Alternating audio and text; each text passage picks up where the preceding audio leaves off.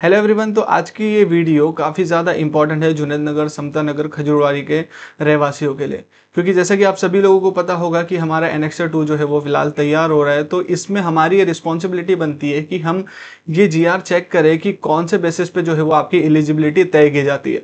आपने देखा होगा बहुत बार कुछ ऐसे लोग होते हैं जो कहते हैं कि भाई आपको लाइट बिल लगाना चाहिए, आपको राशन कार्ड लगाना चाहिए, कई लोग तो आधार कार्ड और पैन कार्ड भी कहते हैं। बट लेकिन एक्चुअल में उनको भी ये चीज़ नहीं पता होती है कि असल में डॉक्यूमेंट लगाना क्या है, गवर्नमेंट रिजोल्यूशन के अंदर कौन से डॉक्यूमेंट को जो है वो बताया गया है। ये चीज़ उनको भी नहीं पता होती है, किसी और ने उनको बताया, वो चीज़ आपको बताते हैं। बट स्टिल उन्होंने भी कभी उस जीआर को नहीं पढ़ा होगा जो लोग आपको ये सारे डॉक्यूमेंट के बारे में बताते हैं। तो चलिए आज की इस वीडियो में हम देखते हैं कि कौन सा जीआर है, किस जीआर के अंदर क्या लिखा हुआ है और कौन से डॉक्यूमेंट जो है वो आपको सबमिट करने हैं। उसके बाद जो है आपकी एलिजिबिलिटी तय की जाती है सारे के अंदर। लैपटॉप के ऊपर ओपन करते हैं गूगल क्रोम को और यहाँ पे मैं सिंपली लिख देता हूँ एसआरए। तो जैसे मैं एसआरए लिखता हूँ तो यहाँ पर पहली वेबसाइट मेरे को स्लम रिहैबिलिटेशन अथॉरिटी की देखने के लिए मिलती है। मैं उसको ओपन कर लेता हूँ। जैसे ही मैं ओपन करूँगा उसको, यहाँ से मैं इसको स्क्रॉल डाउन करके सबसे नीचे आ जाता हूँ। ठीक है, अब ये होता है, ये सेक्शन होता है फ्रीक्वेंटली आस्क्ड क्वेश्चन। जो लोग बार बार एक ही सवाल को पूछते हैं तो वो लोग क्या करते हैं ना, सारे कुछ ऐसे जो ज़्यादातर सवाल पूछे जाते हैं उनके आंसर जो है वो मेंशन करके रख देते हैं, ताकि बार बार ये चीज़ जो है वो उनको दिक्कत ना पड़े। तो इसको मैं सबसे कोने में जो है वो स्लाइड कर लेता हूँ। तो यहाँ पे मेरे को देखने के लिए मिलेगा slum rehabilitation and eligibility criteria. यहाँ पर और भी बहुत सारी चीज़ें हैं, जैसा कि AR department, town planning, biometric survey, section 33 और लीगल हायर, लैंड एक्विजिशन के बारे में जो भी आपको कोई ऐसी इन्फॉर्मेशन चाहिए तो आप यहाँ से उसको देख सकते हो। ठीक है, तो मैं सबसे पहले slum rehabilitation and eligibility criteria पे क्लिक करता हूँ। यहाँ पर हमको जो है वो 4 ऑप्शंस देखने के लिए मिलते हैं। Which government resolution determine slum eligibility, कौन सा रिजोल्यूशन हमको बताता है कि जो स्लम की एलिजिबिलिटी है जो लोगों की वो कैसे तय होगी। ठीक है, मैं इसको ओपन करता हूँ तो यहाँ पर देखो, the eligibility of slum is determine as per the following government resolution GR, जो मोस्ट ऑफ द टाइम हम सुनते हैं और लोगों को बोलते भी है। इसको इशू किया था housing department of the government of Maharashtra ने। ठीक है, यहाँ पर आपको 2 डेट देखने के लिए मिलेगी। एक डेट होती है 16/5/2015 की और दूसरी वाली डेट है 16/5/2018 की। अब आप लोग बोलेंगे कि ये 2 रिजोल्यूशन के जो डेट्स है वो किस लिए।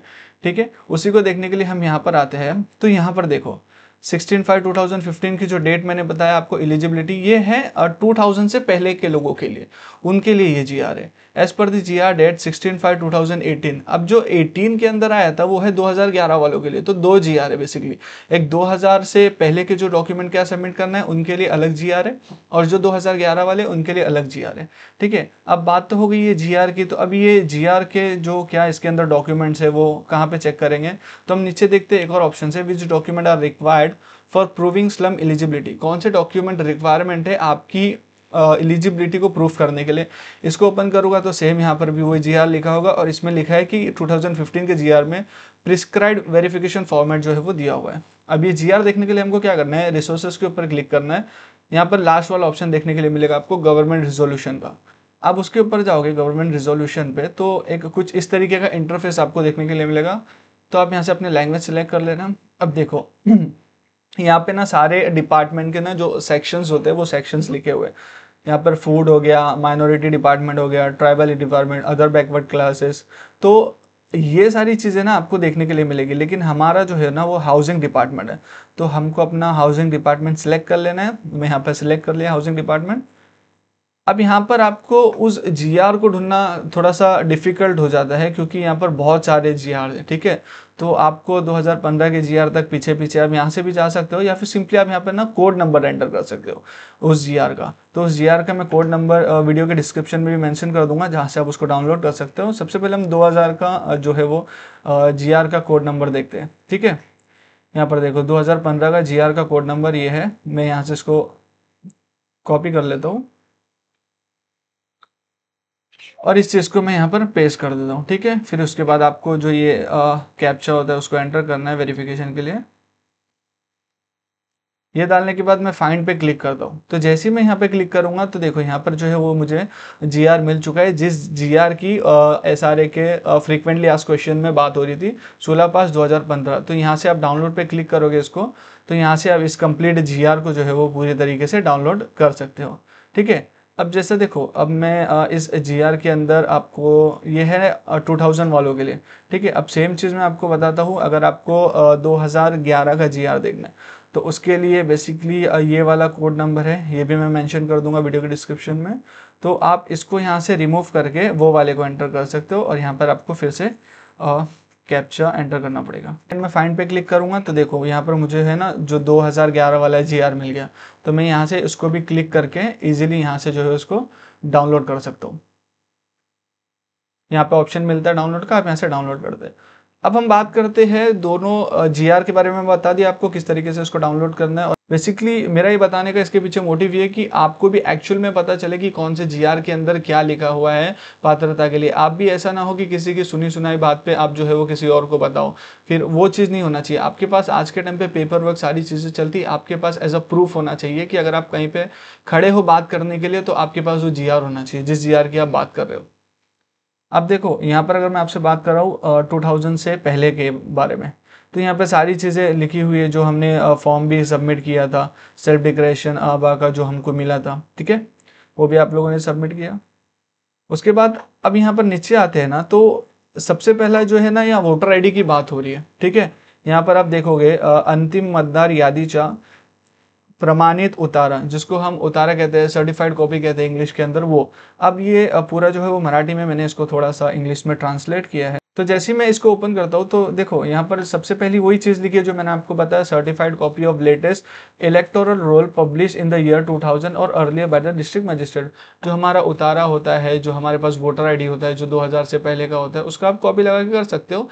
वोटर ID के ऊपर आपका जो है वो पात्रता इजीली हो जाएगा। ये GR के वर्ड्स है, ये मेरे वर्ड्स नहीं है ना, मैं अपने तरफ से कुछ लिख के बता रहा हूँ। मैंने ऑलरेडी आपको GR भी बता दिया, आप आराम से उसको बैठ के पढ़ सकते हो, कंप्लीट डिटेल आपको उसके अंदर देखने के लिए मिलेगी।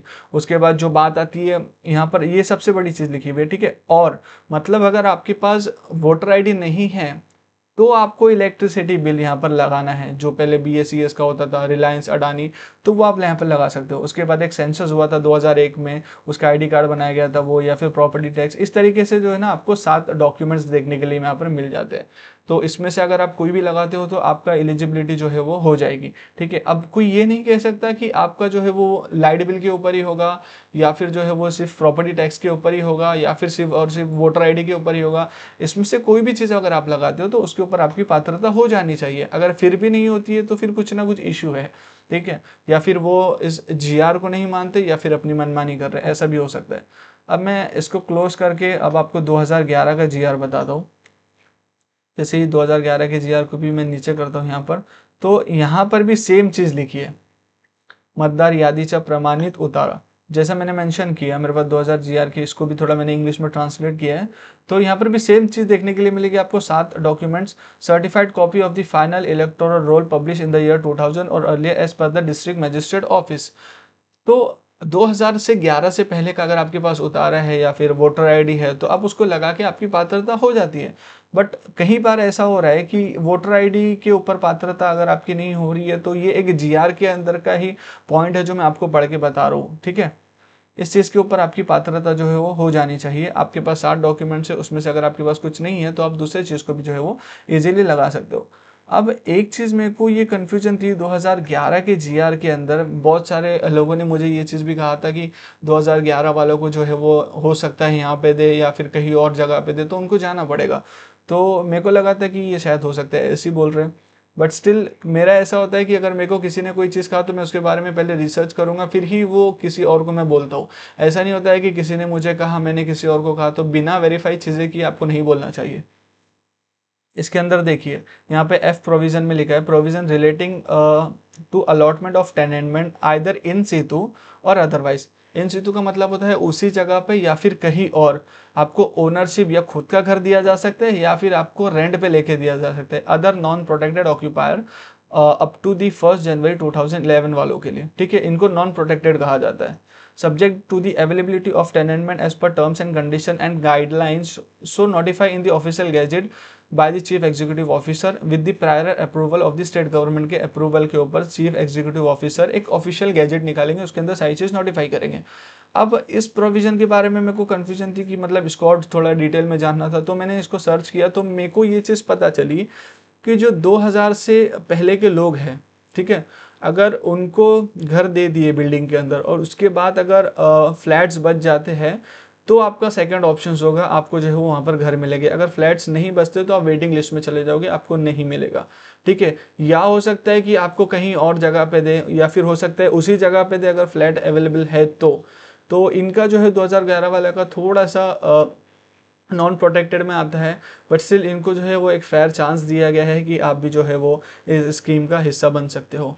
अब ये एक मेरी रिसर्च है, इस पैराग्राफ को इस जीआर के अंदर ये भी मैं आपको दे दूंगा, तो ये भी आप पढ़ो या फिर किसी से समझा सकते हो तो समझाओ। इसका अगर कोई दूसरा भी मतलब निकलता है तो I am extremely so sorry. मैंने जो पढ़ा था मैंने वो चीज़ बताई, अगर सेम मतलब निकलता है जो मैंने आपको बताया तो फिर ये एक नॉन प्रोटेक्टेड हो जाते हैं 2011 वाले, ठीक है। उनके पास इतने कुछ उनके अपने खुद के जो है वो राइट्स नहीं होते हैं कि आप ये नहीं कह सकते कि हमको इसी जगह पर घर चाहिए। यहाँ पर क्लियरली मेंशन लिखा हुआ है कि आपको वहाँ भी मिल सकता है या फिर कहीं और फ्लैट्स की अवेलेबिलिटी पे काफ़ी ज़्यादा चीज़ें जो है वो डिपेंड करती है। तो बस एक मेरा छोटा सा मकसद था कि आप लोगों को इस चीज़ के बारे में बताऊँ, ताकि आपको भी ये चीज़ जो है वो पता चले और आपको ये भी मालूम हो कि कौन से जीआर के अंदर जो है वो एलिजिबिलिटी के क्राइटेरिया जो है वो लिखे हुए हैं और क्या डॉक्यूमेंट जो है वो आपको सबमिट करना है। Thank you so much.